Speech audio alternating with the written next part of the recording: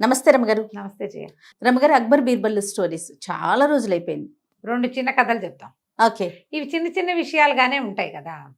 ఒకసారిట అక్బర్ గారు ఈ మన సభలో కూర్చున్నప్పుడు రకరకాల డిస్కషన్స్ వస్తాయి. ప్రతిసారి రాజ్యాంగాలే ఉండవు కదా. రాజ్యాంగము మంత్రిత్వము హడావిడేమి ఉండదు. ప్రజలంతా తీర్చి ఉంటారు. కొంతమంది ఏదో మాటామంతి ఎవరైనా ఒకళ్ళు మంచి వాక్యాలు చెప్తే దాని మీద డిస్కషన్లో పెడతారు. అయితే అక్బర్ గారికి ఒక విచిత్రమైన డౌట్ వచ్చిందట. గజం కేవలం 26,000 రూపాయలతో 165 గజాల భూమి కేవలం 52 లక్షలు మాత్రమే. ఆయన అలాంటివన్నీ చిక్కుగా ఉండే ఆన్సర్లన్నీ బీర్బల్ దగ్గర నుంచే ఎక్స్పెక్ట్ చేసేవాడు. ఆయన తన అరిచేతులు చూసుకుంటూ, బీర్బల్ ఎందుకో శరీరం అంతా వెంట్రుకలున్నాయి, అరిచేతుల్లో వెంట్రుకలు ఏమేమిటి నాకు అని అడిగాడు. సహజంగా అందరికి వచ్చాను మనం వినండోయి కదా. సరే, జనాలంతా చూస్తున్నారు కుతూహలంగా. ఏం చెప్తారు, ఏం చెప్పాలి? ఉండవండి, అందరికీ ఉండవు, మీకు లేవు అంటే ఆయనకి ఏమనిపిస్తుందో.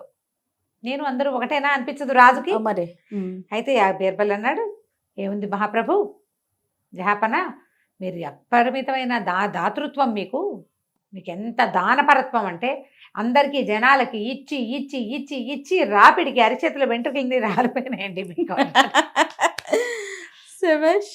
అవునా అన్నాడు. బీర్బల్ నీ అరిచేతులు చూపించు అన్నాడు ఆయన. బీర్బల్ అరిచేతులు చూపించాడు. 2 అరిచేతులు నీకు కూడా లేవు కదా అన్నాడు.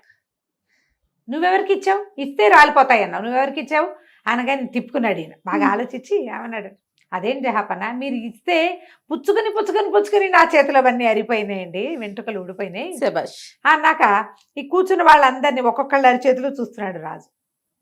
వీళ్ళందరివి ఎందుకు అరిగిపోయినాయి అన్నాడు. వీళ్ళలో చాలా మంది మీ దగ్గర పుచ్చుకున్నారు కదా, మీ ఎప్పటి నుంచి పుచ్చుకుంటున్నారు, మీ తాత తండ్రుల నుంచి, మీరందరూ దానపరులు, మేమందరం పుచ్చుకునే పరులము అంచేత ఊడిపోయినాయి. ఊడిపోతే ఇప్పుడు ఎవరికి ఇస్తాడు రాజు? తన దగ్గర నుంచి ఇట్లా ఇవి తీసుకునే వాళ్ళకి. తన దగ్గర పనిచేసే మంత్రులు, సైన్యాధిపతులు వాళ్ళు ఉంటారా, వాళ్ళకేం దానాలు ఇవ్వడు, జీతాలు ఇస్తాడు అంతేగా. అప్పుడు ఈయనకి డౌట్ వచ్చి అక్బర్ గారు తన మంత్రి, సైన్యాధిపతి వాళ్ళని చేతులు చూపించమన్నాడు. అందరూ చేతులు చూపించారు. అరిచేతులు వెంట్రుకలు ఎట్టా ఉంటాయి. ఆయన సర్కల్లో ఈయన అన్నాడు, అదేంటి బీర్బల్, నువ్వు భలే చెప్పావు, ఇచ్చాను కాబట్టి నాకు పోయినాయి, పుచ్చుకున్నారు కాబట్టి మీకు పోయినాయి, వీళ్ళకి నేనేమి ఇచ్చాను, వాళ్ళవెందుకు పోయినాయి అంటే, అదే జహాపన, వీళ్ళందరికీ ఇచ్చేస్తున్నాడు అని చేతులు నలిపేసుకుంటున్నారు వాళ్ళు. చేతులు పీసుకోవటం వల్ల వాళ్ళకి కూడా పోయినాయి. ఆయనకి నవ్వొచ్చింది. రమగారు, ఆయన తెలిసే అడుగుతాడా? యాక్చువల్గా ఈయన చాతుర్యం తెలుసుకోవాలనా? ఏం చెప్తాడో అదే అదే ప్రశ్నకి సమాధానం చెప్పాలి. ఏం చెప్తాడో చూద్దాం. ఎంత ఫన్నీగా, ఎంత తెలివిగా చెప్తాడా అని. మళ్ళీ తను చెప్పిన సమాధానాన్ని ఎట్లా సమర్థించుకుంటాడు. ఇప్పుడు నువ్వు అడుగుతావు జయ, నన్ను ఏదో నేను చెప్పాను, అదేంటి రమ్మగారు నువ్వు క్వశ్చన్ వేసావనుకో, నేను దాన్ని సమర్థించుకునేంత ఉండాలిగా, లేదా నేను తెల్లమొహం వేయాలి. అవును కదా. తెల్లమొహం వేస్తాడా, ఇంకా సమాధానం ఇవ్వగలుగుతాడా చూద్దామని ఉంటుందన్నమాట ఆయనకి. అదే అదే దాంతో ఆయన సమాధానం పడ్డాడు. నవ్వొచ్చింది ఆయనకి. అవునా కాదా అన్నాడు. ఇప్పుడు దానం, రాజుగారి చేత దానాలు పుచ్చుకున్న వాళ్ళందరూ అవునవును సాధు సాధు బాగా చెప్పాడు అన్నారు. ఈ దానాలు పుచ్చుకోకుండా వీళ్ళకన్నీ పోసేస్తున్నాడో అని బాధపడే వాళ్ళందరికీ పచ్చి వెలక్కై గొంతులో పడ్డట్టే. అంతేగా. మొహాలు మార్చుకున్నారు అందరు. మేము చేతులు పిసికేసుకుంటున్నామంటే వాళ్ళని అవమానించినట్టే. కానీ రాజుకు నచ్చింది అది. నోరు మూసుకుని ఊరుకున్నారు. బాగుంది చూడు, చాలా బాగుందండి. కొన్ని రోజులు ఇలా గడిచిన తర్వాతట ఒకరోజు సభలో డిస్కషన్ వచ్చింది. లోకంలో 2 రకాల మనుషులు ఉంటారు, 2 రకాల ప్రాణులు ఉంటాయి. ఒకటి మేలు చేసేది, మేలు పుచ్చుకునేది. మేలు చేసేవాడు అంటే ఎవరికైనా సహాయం చేసేవాడు ఎప్పుడు ఒకేలా ఉంటాడు. మేలు మరిచిన వాళ్ళు, మేలు మరవని వాళ్ళు ఇద్దరు.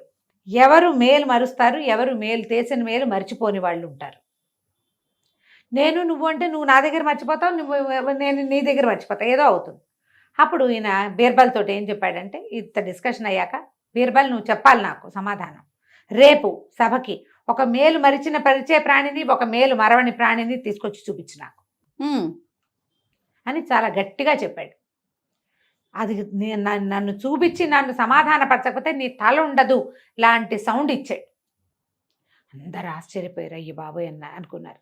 బీర్బల్ మీద ఆసక్తి ఉండి, ఆయన చెప్పే సమాధానాలు నచ్చి, ఆయన ధర్మపరత్వం నచ్చి, ఆయన తెలివి మీద అవగాహన ఉండి, ఆయన సమయస్ఫూర్తి అంటే ఆసక్తి ఉన్న వాళ్ళందరూ అమ్మో బీర్బల్ గారు దొరికేశాడే,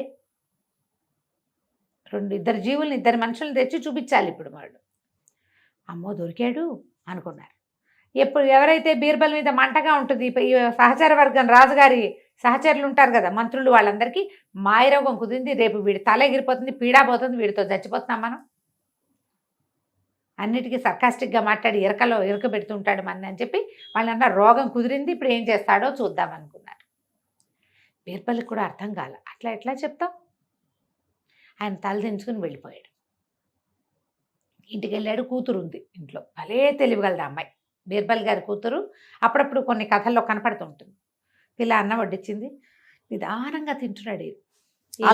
ఏదో ఆలోచనలో పడ్డావు అంది. అదేనమ్మా ఇవాళ జహాపనా సభలో ఏదో చెప్పారు, దాన్ని ఎట్లా సమాధానపరచాలా అని చూస్తున్నానంటే ఏమడిగాడో చెప్పు. ఏమడిగాడంటే ఆయన మేలు మరిచే మనిషిని ఒకడిని, మేలు మరవని మనిషిని ఒకడిని చూపించమన్నాడమ్మా, 2 జీవాల్ని చూపించమన్నాడంటే ఇందులో పెద్ద ఆలోచించడానికి ఏముంది నాన్న, రేపు పొద్దున్న తీసుకెళ్తూ కానీ నేను చెప్తాగా అంది. ఆయన కూతురు మీద నమ్మకంతో ప్రశాంతంగా నిద్రపోయాడు. మర్నాడు పొద్దున్న కూతురు చెప్పింది, మీ అల్లుడిని వెంట పెట్టుకెళ్ళి నాన్న, మన వాకిట్లో కుక్క ఉంది కదా, దాన్ని కూడా మెడకో తాడు కట్టిస్తాను, దాన్ని కూడా మోసుకెళ్ళు అని చెప్పింది. ఈయన మర్నాడు ఆ రోజు పొద్దున తన అల్లుడిని వెంట పెట్టుకెళ్ళాడు. అక్కడి నుంచి కుక్కను కూడా తీసుకెళ్ళాడు. లోపలికి వెళ్ళారు. అల్లుడు పక్కన అవతల కుర్చీలలో కూర్చున్నాడు. బీర్బల్ వాళ్ళు కుర్చీల లైన్ వేరు, ఇట్లా చూడ్డానికి వచ్చిన వాళ్ళ లైన్ వేరు. కుక్కను అల్లుడి దగ్గరే కూర్చోబెట్టారు. సరే అక్బర్ పాదుషా లోపలికి వచ్చాడు. మర్చిపోయాడు అనుకున్నారు. ఆయన కాసేపు పిష్టా గోష్ఠి అవి ఇవి కబుర్లు చెప్పిన తర్వాత, బీర్బల్ నిన్న మీకు ఒక ప్రశ్న వేశాను, మీరు వాళ్ళు ఎవరిని చూపిస్తున్నారు నాకు అన్నాడు. అనేసరికి తీసుకొచ్చాను ప్రభు, ఇదిగోండి అని అల్లుడు గారు ముందుకు రండి అని. ఈయన ఉన్నారండి అల్లుడు గారు, నా ప్రాణం ఇచ్చేసినా సరే సాటిస్ఫై అవ్వడు, ఎన్ని మేళ్ళు చేసినా ఎంత సహాయం చేసినా నాకేం చేసావు అంటాడు. మేలు మరిచే జాతి ఈయన. అక్కడి నుంచి కుక్క ఉంది చూడండి, దానికి ఒక్క బ్రెడ్ ముక్క వెళ్ళే దారిలో మన చేతితో పడేసామా చాలు, అది మాత్రం చచ్చినా మర్చిపోదు. ఆ బ్రెడ్ ముక్క పెట్టిన వాడిని చూసి తోకాడిచి వాడి దగ్గరికి వెళ్ళి నుంచుంటుంది. వాడి మీద ఏదైనా వాడి కింద పడిపోతే కుయ్యో మొర్రో ఉంటుంది, వాడి పక్కన కూర్చొని ఏడుస్తుంది. వాడి మీదకి ఎవరైనా వస్తే కనుక నిన్న బ్రెడ్ ముక్క పెట్టాడు లేదా 20 రోజుల క్రితం బిస్కెట్ ముక్క పెట్టాడు కాబట్టి వాడికి సహాయం చేయడానికి ముందుకు వస్తుంది. ఇది మేలు మరవని జాతి అనేసరికి అందరు హాహా చప్పట్లు కొట్టారు. అల్లుడు కామ్గా నుంచున్నాడు. అల్లుడిని ప్రిపేర్ చేసి తెచ్చారు. జహాపన అన్నాడు, అలాగా సరే, ఈ కుక్కకి ఒక మంచి కుర్చీ వేసి కూర్చోబెట్టండి, ఇది మేలు మర్చిపోదు. ఈ అల్లుడు నాడే వీడిని కొరతేయండి అన్నాడు. అనేసరికి సభలో అందరు నిర్కాంతిపోయారు. ఇప్పుడు బీర్బల్ గారి అల్లుడు కొరతేస్తే పిల్ల ఆయన కూతురు, బీర్బల్ హిందువు, కూతురికి పునర్వివాహాలు లేవు, అల్లుడు అయిపోతాడు. అయితే ఈయన అన్నాడు, బీర్బల్ తప్పకుండా ప్రభు, మీరు ఒకింటల్లుడే, నేను ఒకింటల్లుడే, మరి అయితే అల్లుళ్ళందరినీ కొరతేయాలంటే మీరు నేను కూడా ఒకింటి అల్లుళ్ళమే, అల్లుడు జాతిని తీసేయాలి అనగానే ఆయన నవ్వొచ్చింది. మీ అల్లుడిని కొరతేస్తానంటే కుదరదు, అల్లుడు అనేవాడు అని ఉంటే నా కోసం ఏం చేశారు, మీ అమ్మాయికి చేసుకున్నారు మీరంటాడు. అంతేగాని తాము ఎత్తు ధనం ధారపోసిన అల్లుళ్ళు సాటిస్ఫై కారు. బాగుంది, ఇది పాయింట్ కరెక్టే కదా. 100%. ఇప్పుడు ఇందులో ఎవరిని తీస్తాం, మీ నాన్న ఒకింటల్లుడే, మీ ఆయన ఒకింటల్లుడే, మా నాన్న మా ఆయన నా కొడుకు ఎవరైనా సరే తప్పదు, అల్లుళ్ళు అవ్వాల్సిందే కదా. భలే తెలివిగలవాడండి, చాలా తెలివి. ఈ పాయింట్ చెప్పాక ఇక ఆయన సంతోషించాడు. ఇలాంటి మరిన్ని కథల్ని ఇంకెప్పుడైనా చెప్పుకుందాం. 2 చిట్టి కథలు చెప్పాను ఇప్పుడు నేను. చాలా బాగుంది. నమస్తే. నమస్తే.